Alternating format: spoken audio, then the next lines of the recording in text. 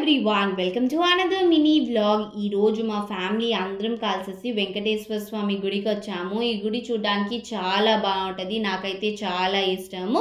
ఒకసారి మా ఫ్యామిలీ మెంబర్స్కి కూడా ఈ టెంపుల్ చూపిద్దామని చెప్పేసి అయితే ఈరోజు వీళ్ళందరినీ తీసుకొని ఇక్కడికి వచ్చేసాము.